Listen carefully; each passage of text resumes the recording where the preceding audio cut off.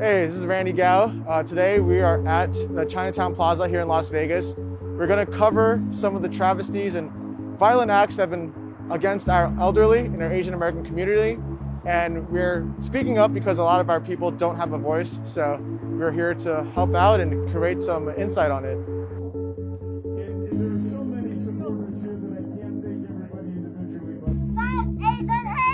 Stop Asian hate!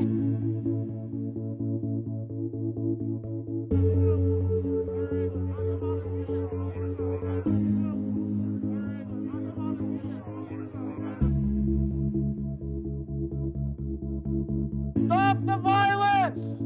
Stop the violence! United, we stand! 大家好. Hello, everyone. Governor, First Lady, Las Vegas Asian Americans, our allies, and our brothers and sisters. I'm speaking here today because of all the travesties that have taken place to Asian Americans around the U.S.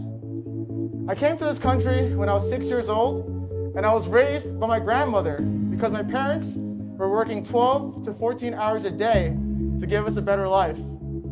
I promise you, there are many others who share my story of parents who work long hours at restaurants or nail salons or health spas, all which are businesses which help improve the standard of living for Americans.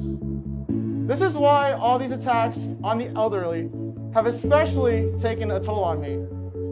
Our elderly citizens are the treasures of our culture.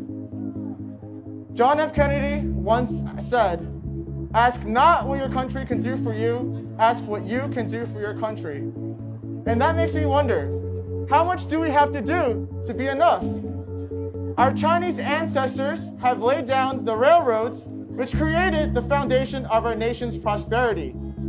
And how did this country repay them? The Chinese Exclusion Act, the only law that barred immigration by mention of race. Recently, a third of nurses who died of coronavirus in the US are Filipino, even though only 4% of the nursing population are Filipino. How does this happen?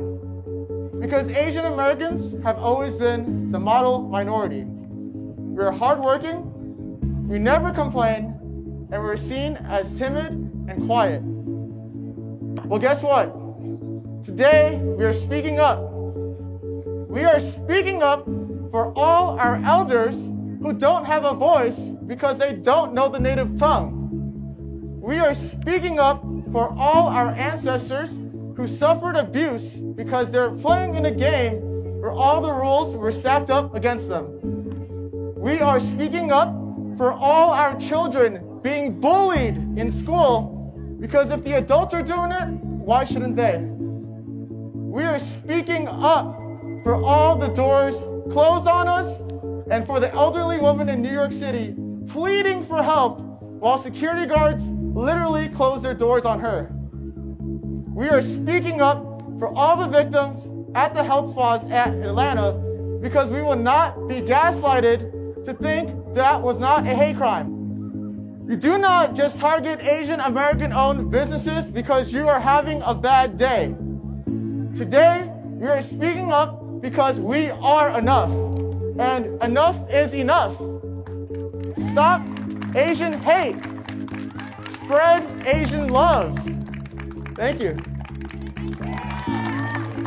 I'd like to thank today's organizers who have brought us here together to stand against Asian hate in Nevada.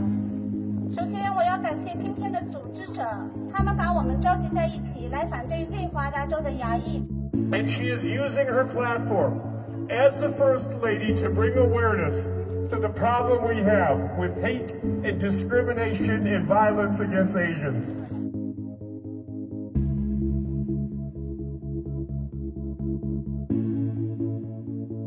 So please call on me anytime and always count on me to stand with you.